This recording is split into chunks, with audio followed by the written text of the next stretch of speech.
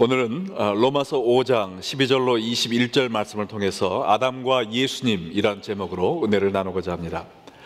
오늘 본문은 언뜻 보면 복잡하고 이해하기가 힘들어서 그냥 지나쳐 버리고 싶은 유혹이 생길 정도입니다. 그러나 오늘 본문에는 우리가 놓쳐서는 안 되는 중요한 신학적인 교리가 들어있는데요, 그것은 뭐냐면 2000년 전에 돌아가신 예수님께서 오늘 나의 죄를 어떻게 용서해 줄 수 있는가 하는 것입니다. 예수님이 십자가에서 내 대신 돌아가셨다고 하는데 어떻게 예수님의 죽음이 나의 죄를 속죄할 수 있는가라는 것이죠. 여러분의 마음속에 한 번쯤은 떠올렸을 만한 질문인데요, 우리가 이 질문에 대한 답을 듣기 전에 먼저 다른 진리를 이해해야 되는데, 그것은 한 사람의 범죄함으로 모든 사람이 죄와 사망의 종이 되었다는 것입니다. 한번 따라해 볼까요? 한 사람의 범죄함으로 모든 사람이 죄와 사망의 종이 되었다. 12절에 보면 그러므로 한 사람으로 말미암아 죄가 세상에 들어오고 죄로 말미암아 사망이 들어왔나니 이와 같이 모든 사람이 죄를 지었으므로 사망이 모든 사람에게 이르렀느니라. 오늘 말씀을 보면 아담 한 사람이 지은 죄로 인해서 이 세상 모든 사람들이 자동적으로 죄인이 되었고 그에 따른 형벌로 죽음을 면치 못하게 되었다라고 이야기하고 있습니다. 이 말을 들으면 우리 마음속에 드는 생각이, 아니 왜 수천 년 전에 아담이 지은 죄로 인해서 오늘날 모든 사람이 죄인이 되어 죽게 되었는가? 이건 너무나 공평하지 않은 처사다. 하나님도 무심하시지 어떻게 나와 아무 상관없는 사람의 죄악 때문에 내가 죄인이 되고 또 내가 죽음의 형벌까지 받아야 되는가 생각할 수 있습니다.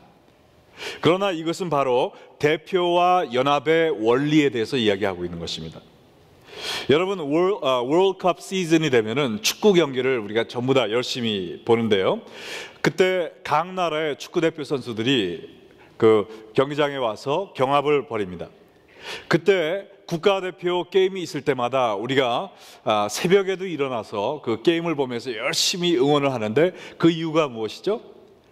우리나라 국가대표가 이기면 우리나라가 이기고 우리 국가대표가 지면 우리나라가 지는 것이기 때문에 그렇습니다. 우리나라를 대표하는 선수들이 이길 때 우리 전체가 이기고 대표하는 선수들이 질 때 우리가 지는 것 때문에 그런 것이죠. 우리 국가대표가 졌는데, 아니 내가 한 게 아니라 그 사람들이 했기 때문에 나는 졌다는 사실을 용납할 수 없습니다, 그렇게 얘기할 수 없죠. 대표가 졌으면 그 나라가 진 것입니다.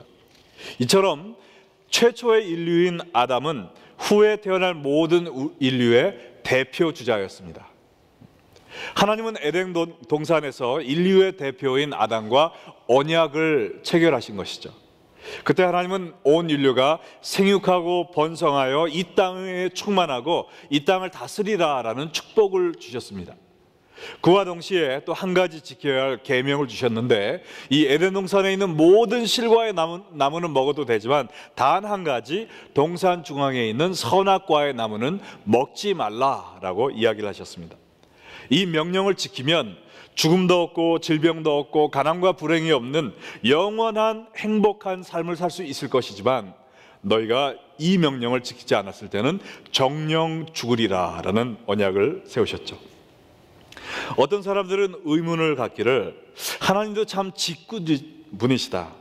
선악과 나무를 아예 만들지 않으셨으면 죄를 짓지도 않았을 텐데 왜 선악과를 만들어 놓고 죄 짓는 길을 열어 놓으신 것일까라고 생각할 수 있습니다. 그러나 우리가 이 이야기를 잘 생각을 해보면요, 이것도 하나님의 사랑입니다. 왜냐하면 하나님은 우리가 로봇과 같은 마음으로 하나님을 경배하기를 원치 않으셨기 때문에 그렇습니다. 제가 여기 요새 어느 식당에 가보니까 손님이 들어가자마자 안녕하세요, 어서 오세요 뭐 이렇게 얘기하는 로봇가 있더라고요. 그래서 또 나갈 때는 안녕히 가세요, 또 오세요 이렇게 얘기를 하고요. 근데 제가 그 기계를 사서 프로그램을 좀 다르게 해서 강 목사님 너무 사랑합니다, 강 목사님 짱이에요 이렇게 녹음을 했다고 한번 생각해 보세요. 그래서 제가 집에 방에 들락달락 거릴 때마다 강 목사님 짱이에요. 저 최고로 사랑해요. 예. 그 기계가 이런 사랑의 고백을 하면 그것이 무슨 의미가 있을까요? 제가 그걸 들을 때마다 마음이 막 녹아지면서 너무 좋아 그럴까요? 아니죠. 그렇게 프로그램을 해놨기 때문에 그런 말을 하는 것이기 때문에 아무런 의미가 없는 것입니다. 이와 마찬가지로 이 에덴 동산에서도 하나님을 순종할 수밖에 없기 때문에 순종하는 것은 참된 순종이 아니죠. 하나님을 사랑할 수밖에 없기 때문에 사랑하는 것은 참된 사랑이 아니라는 것입니다. 순종할 수도 있고 불순종할 수도 있는데 내가 순종하기로 선택할 때 그것이 하나님께 영광이 되는 것이죠. 하나님을 사랑할 수도 있고 세상을 사랑할 수도 있는데 내가 하나님을 사랑하기로 결정하고 주님께 사랑을 바칠 때야 비로소 하나님이 그 사랑을 통하여 영광 받으시는 것입니다. 그래서 하나님은 이 에덴 동산에 모든 자유를 다 허락하셨지만 단 한 가지 하지 말라라는 계명을 주셨습니다.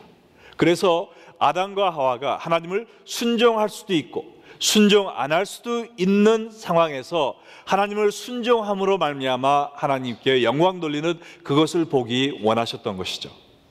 그러나 어떻게 했습니까? 불행하게도 아담은 이 계명을 파기하고 말았습니다. 하와가 마귀의 유혹에 빠져 먼저 선악과 과실을 먹었고 아담 자신도 먹고 말았습니다. 그로 인해서 아담과 하와는 타락하게 되어 하나님의 저주를 받았고 그 순간부터 온 인류는 죄와 마귀와 사망에 묶여 종로로 타기 시작했던 것입니다. 이것이 바로 대표와 연합의 원리였던 것이죠. 우리의 대표였던 아담이 죄를 지었을 때 그와 연합하여 우리도 다 함께 죄 지은 사람이 된 것입니다. 우리 동양 문화에서는 특별히 어떤 부모님들은 이 대표와 연합의 원리에 의해서 자녀를 훈육하는 분들도 좀 계신 것 같아요. 제가 이런 얘기를 들었는데 어느 날 아들이 시험지를 갖고 왔습니다. 보니까 4개를 틀렸어요. 그래서 부모님이 옛날 어디서 영화에서 본 것처럼 그 회초리를 아들한테 전해주면서 아들아 네가 4개를 틀렸는데 이것은 내가 다 잘못 가르쳐서 이렇게 된 것이다. 그러니까 네가 회초리로 나를 4대를 때려라 그렇게 얘기를 했대요. 그 아버지는 그 아들이 그 이야기를 듣고 아버지 제가 어떻게 아버지를 때립니까? 용서해 주세요. 다시는 제가 이렇게 말썽 부리지 않고 공부 열심히 해서 100점 맞을게요. 나올 줄 알았는데 그 아들이 뭐라 그러냐면은 아버지 4대만 때려요? 뒷면에 보면 더 많이 틀렸는데요. 그래서 뒤집어 보니까 12개를 더 틀렸다. 그래서 아버지가 얼굴이 하얗게 찔렸다는 이야기가 있습니다. 이것은 그냥 우스갯소리지만 아담의 죄를 전가받은 우리 인류는 문자 그대로 아담의 죄를 그대로 뒤집어 쓰게 되었습니다. 13절과 14절에 보시면요, 죄가 율법이 있기 전에도 세상에 있었으나 율법이 없었을 때는 죄를 죄로 여기지 아니하였느니라. 이 말은 모세가 시내산에서 율법을 받기 이전에도 사람들은 이미 죄를 짓고 있었다는 것입니다.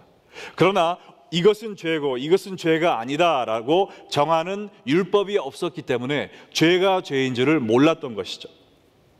14절에 보면 그러나 아담으로부터 모세까지 아담의 범죄와 같은 죄를 짓지 아니한 자들도 사망이 왕노릇하였으니, 이 말은 율법이 있기 전에 살던 사람들은 아담과 같은 범죄를 짓지 않았다. 이것은 하나님이 하지 말라라는 계명을 받고 그 계명을 어기는 죄를 이야기합니다.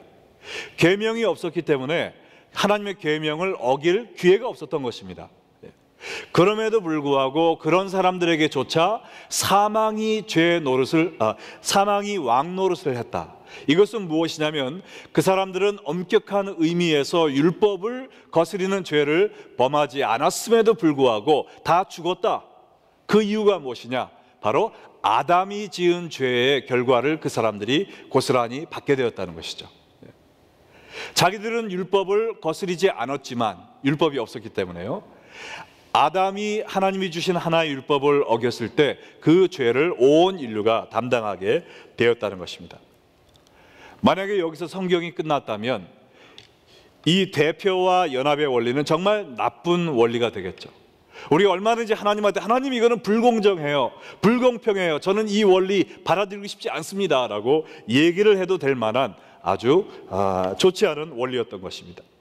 그러나 성경은 여기서 끝나지가 않아요. 14절 마지막 부분에 보면 뭐라고 썼습니까? 아담은 오실 자의 모형이라고 그랬습니다. 아담이 앞으로 오실 예수님의 모형이라는 것인데, 어떤 면에서요? 바로 아담에게 적용되었던 대표와 연합의 원리가 예수님께도 그대로 적용된다는 것입니다.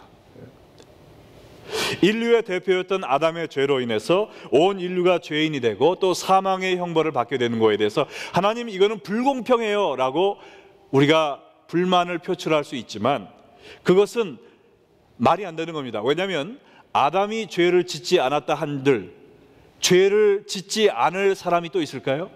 우리가 원죄가 없다 하더라도 우리의 모든 지은 자범죄 때문에 하나님의 형벌을 피할 수가 없는 것입니다. 그러므로 하나님한테 하나님 불공평합니다, 공평하게 처리해 주세요 라고 하는 건 뭐와 똑같습니까? 우리 모두 다 지옥에 가는 거가 공평한 처사니까 지옥에 보내주세요, 그 말과 똑같은 말입니다. 우리는 하나님으로부터 공평한 처사를 기다리는 것이 아니라 하나님의 자비하심과 긍휼하심을 기다릴 수밖에 없는 것입니다. 그러면 어떤 면에서 하나님이 자비와 긍휼을 나타내셨는가? 바로 하나님이 이 대표의 원리를 예수님에게도 그대로 적용하셨기 때문에 예수님이 십자가에서 온 인류의 또 다른 대표로서 우리의 모든 죄값을 치르셨을 때 우리가 예수님 안에서 우리의 모든 죄도 용서함을 받았다는 사실입니다. 할렐루야. 오늘의 본문을 통해서 하나님이 가르쳐 주시는 귀한 진리가 뭐냐면, 한 사람의 순종함으로 모든 사람의 의와 생명이 왕노릇하리라. 다 같이 읽어보겠습니다. 시작. 한 사람의 순종함으로 모든 사람이 의와 생명이 왕노릇하리라 라는 것입니다. 15절에 보면, 그러나 이 은사는 그 범죄와 같지 아니하니 곧 한 사람의 범죄를 인하여 많은 사람이 죽었은즉 더욱 하나님의 은혜와 또한 한 사람 예수 그리스도의 은혜로 말미암은 선물은 많은 사람에게 넘쳤느니라. 좀 전에 말씀드린 것처럼 예수님과 아담이 공통점이 하나 있었습니다. 뭐냐면 아담의 한 사람의 죄로 인하여 많은 사람이 영향을 받았고 또 예수님 한 사람의 의로 인하여 또 많은 사람이 영향을 받았다는 것입니다. 그러나 공통점은 거기서 끝나는 거예요. 예수님과 아담의 삶을 살펴보면 그 다음에는 정말 판이하게 다릅니다. 무엇이 다른가? 어떠한 영향력을 끼쳤는가가 다른 것이죠. 아담은 그의 죄로 인하여 모든 사람이 멸망할 수밖에 없도록 만든 영향력을 끼쳤습니다. 그러나 예수님은 그의 십자가에 돌아가심으로 말미암아 모든 사람이 죄 사함을 받고 구원을 받을 수 있는 그러한 영향력을 끼치신 것이죠. 그래서 16절에 또 보면은 또 이 선물은 범죄한 한 사람으로 말미암은 것과 같지 아니하니 심판은 한 사람으로 말미암아 정죄에 이르렀으나 은사는 많은 범죄로 말미암아 의롭다 하심의 이름이라 그랬습니다.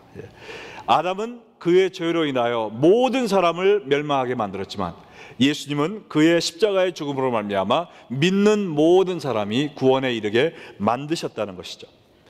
그런데 이 예수님의 하시는 일은요, 아담이 한 일과는 비교도 할 수 없을 정도로 훨씬 더 능력과 은혜가 충만한 일이었습니다.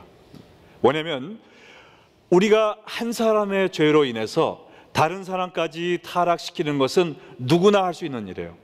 어려운 일이 아닙니다. 우리가 여호수아 7장에 보면 아간이라는 부하 한 사람이 물질의 욕심으로 하나님 앞에 범죄하였을 때 여리고성을 격파한 이스라엘 군대가 조그만 아이성에서 대패해 버렸습니다. 한 사람의 죄로 인하여 그 온 민족이 수모를 겪었죠.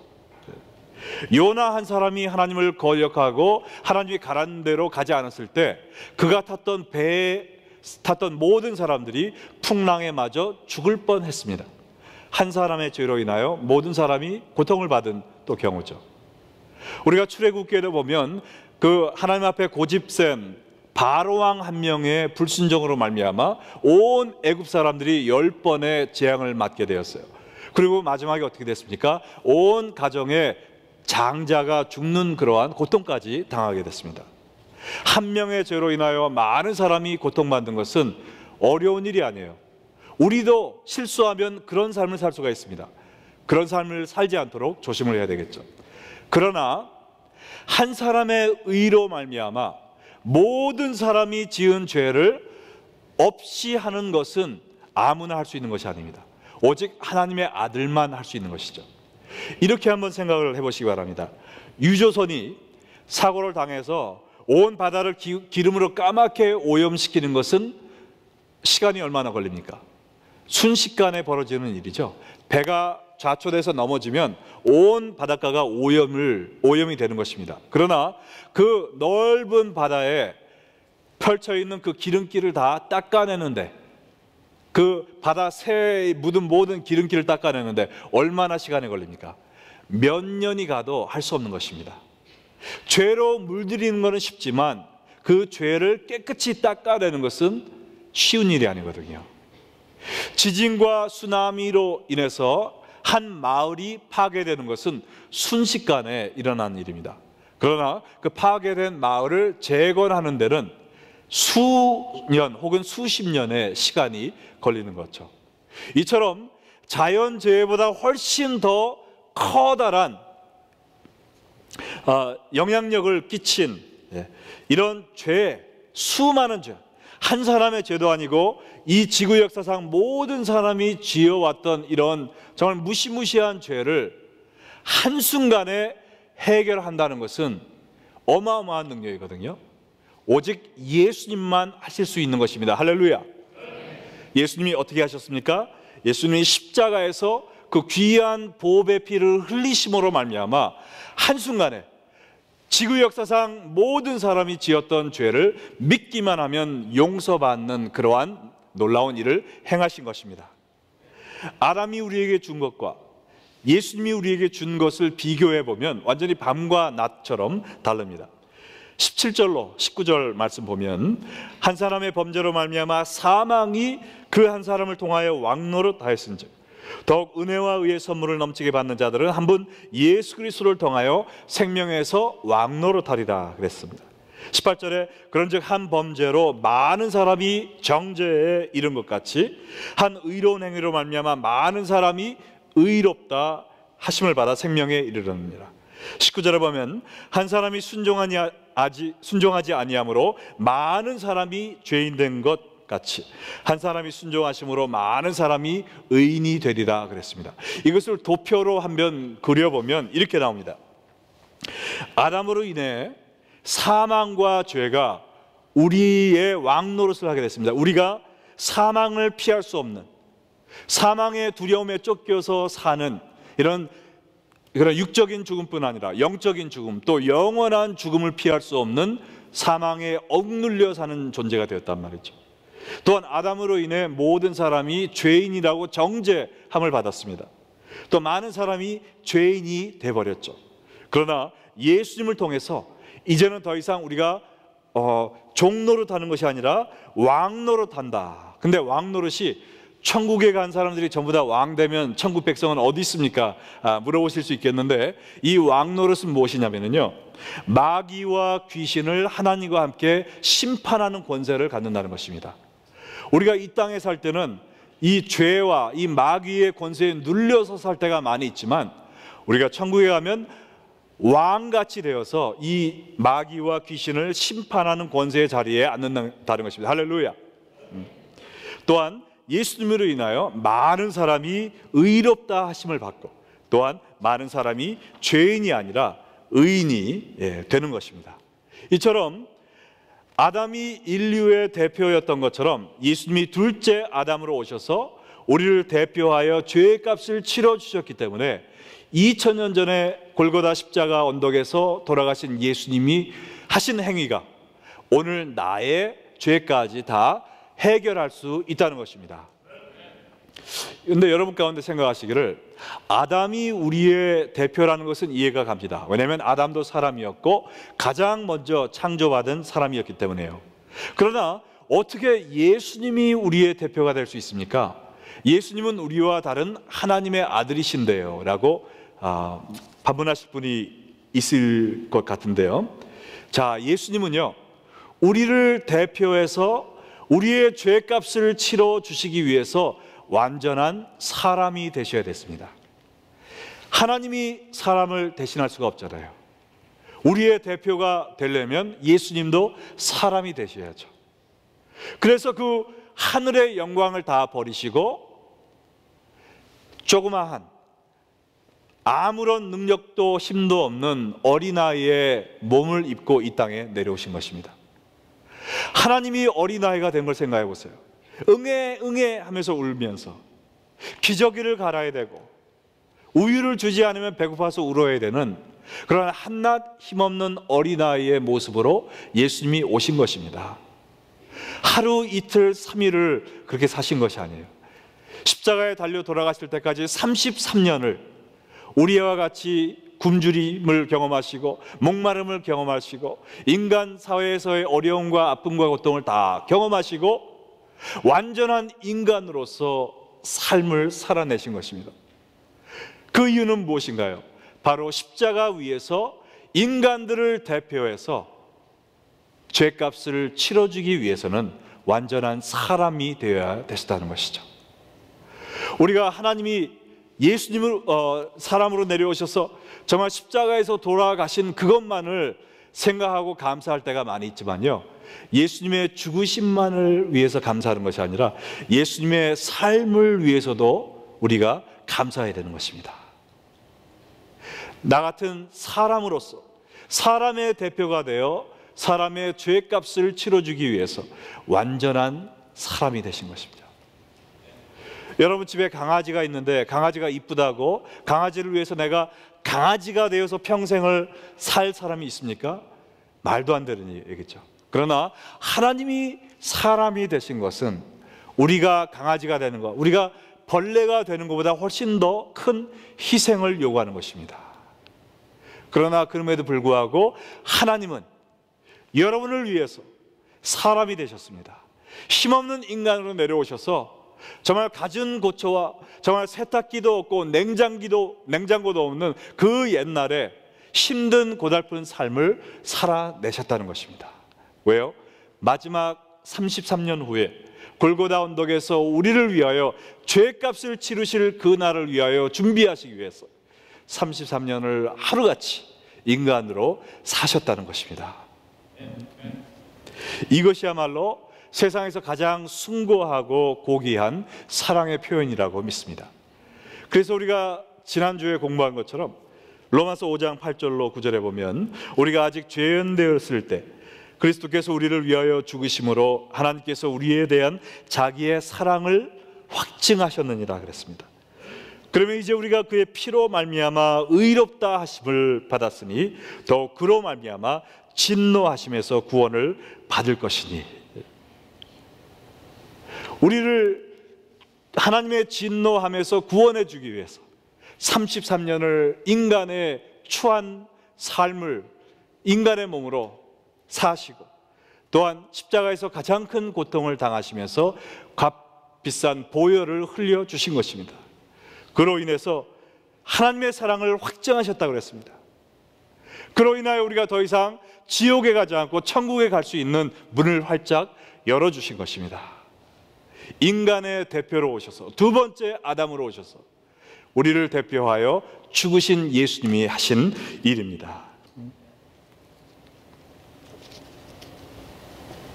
우리 모두는요, 이 아담 혹은 예수님, 이 인류의 두 대표에 연결이 되어 있습니다.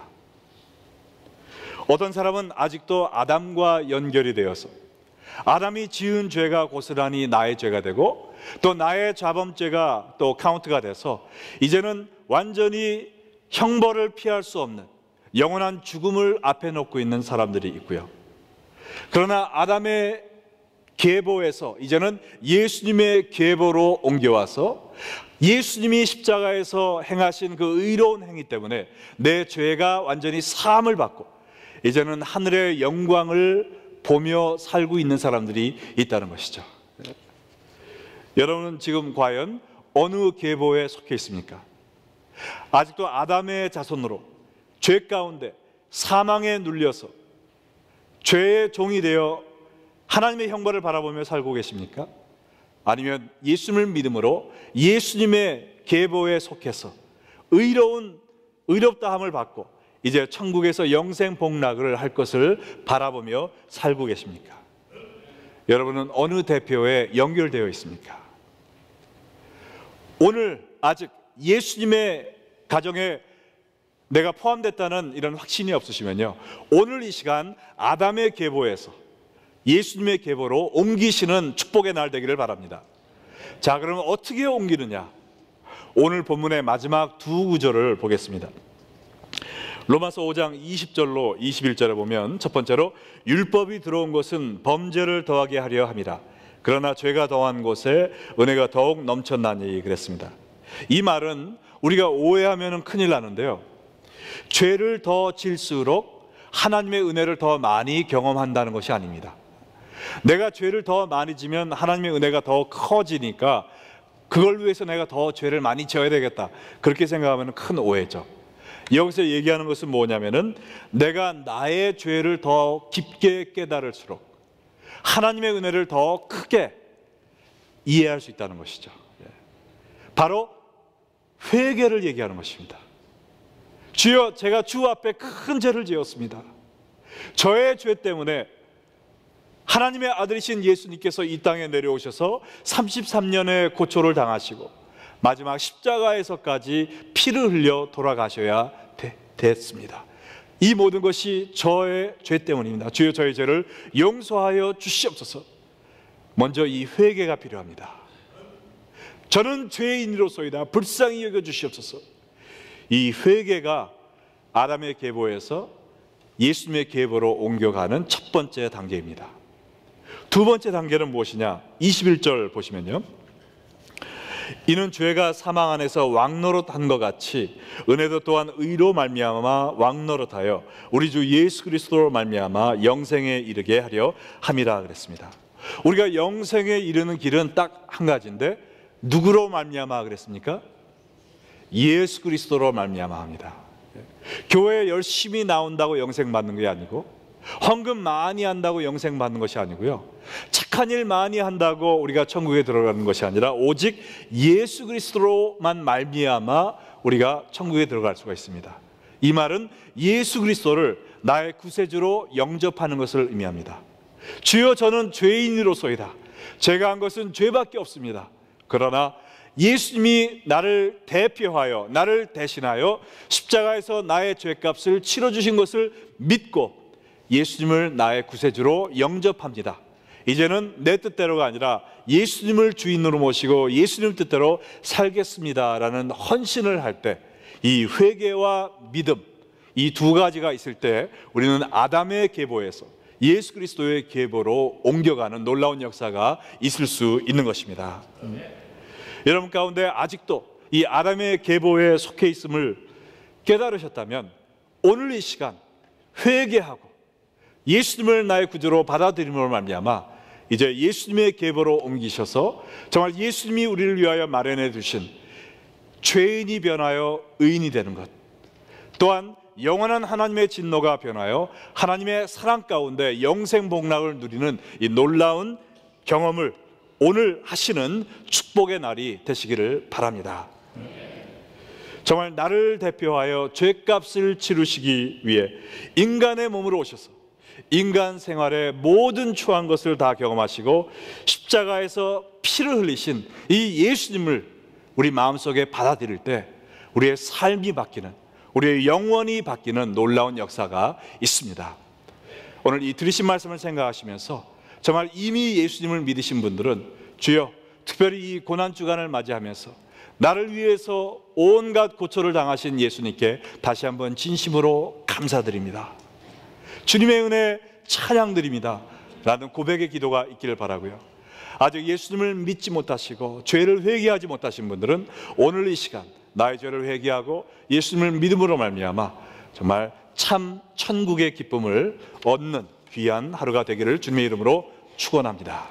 다 같이 기도하시겠습니다.